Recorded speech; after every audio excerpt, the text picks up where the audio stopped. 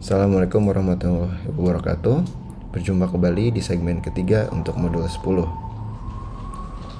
Segmen kali ini saya akan membahas mengenai deformasi brittle. Tapi sebelumnya saya akan jelaskan bahwa jenis deformasi itu kita bagi menjadi dua, yaitu deformasi brittle dan deformasi plastik. Deformasi brittle secara umum bersifat discontinue, yang terbentuk adalah berupa rekahan dan sifatnya adalah kataklastik. Nah, jenis deformasi ini adalah contoh dari brittle, dan sebelah kanan kita adalah deformasi dari ductile. Sebelum kita lanjut, sangat penting ketika kita mempelajari jenis deformasi, kita melihat perilaku dari mekanik batuan. Deformasi itu sendiri akan sangat dipengaruhi oleh rheologi, elastisitas, viskositas, dan friction. Sehingga umumnya apa yang terjadi dalam deformasi dari deformasi brittle akan menghasilkan fractures, yaitu catastrophic ruptures dari ikatan kimia ketika suatu batuan di permukaan sudah tidak mempunyai kohesi lagi. Nah, deformasi brittle sendiri secara umum fractures kita bisa lihat bagi menjadi dua, yaitu mode 1 adalah opening mode 2 adalah sliding, mode 3 adalah tearing. Mode 2 dan mode 3 sama-sama shear fracture, yang berbeda hanyalah arahnya saja. Nah, di alam secara umum fractures secara geometri kita bisa lihat bagi yang umum terlihat adalah joint. Joint adalah struktur yang berupa rekahan yang membuka. Kalau kita lihat dari jenis sebelumnya adalah termasuk dari mode 1 atau extension fractures.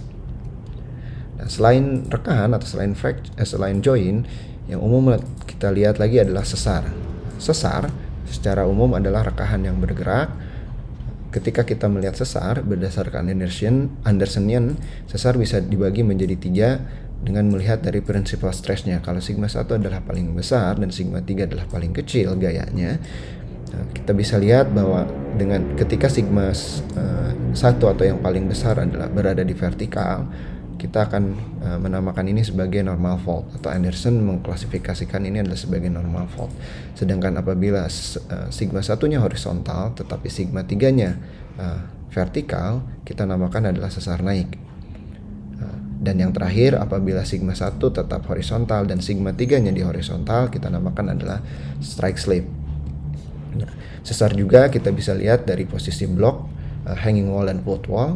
Hanging wall footwall adalah blok yang berada di atas bidang sesar, sedangkan footwall adalah blok atau bidang yang berada di bawah kemiringan bidang sesar.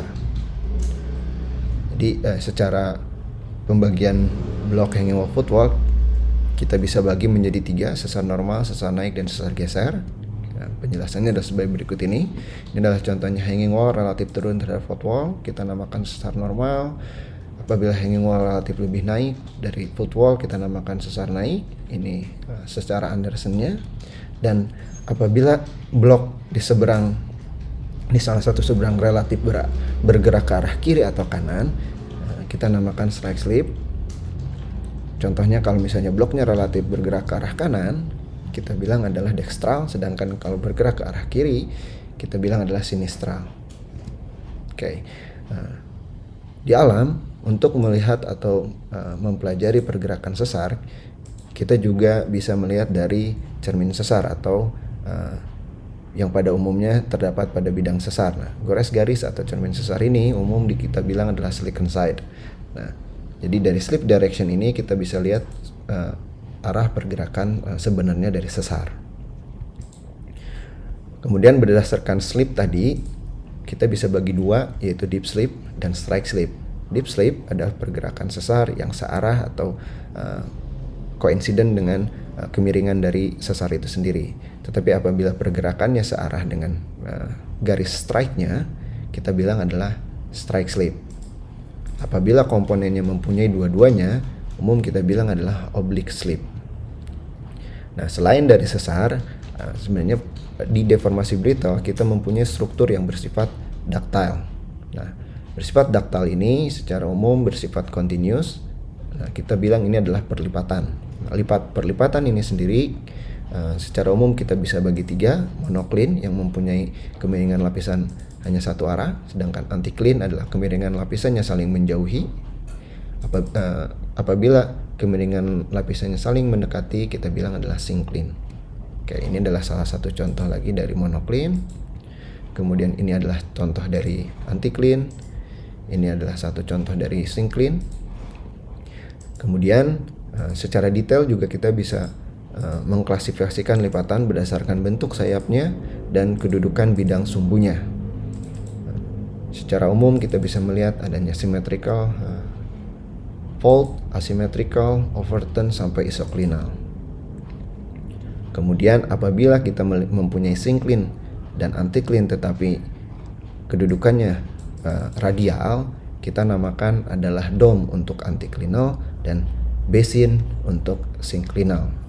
Sekian segmen ketiga mata kuliah geologi fisik ini. Untuk geologi struktur sendiri akan dibahas di mata kuliah berbeda, mata kuliah geologi struktur. Sekian, assalamualaikum warahmatullahi wabarakatuh.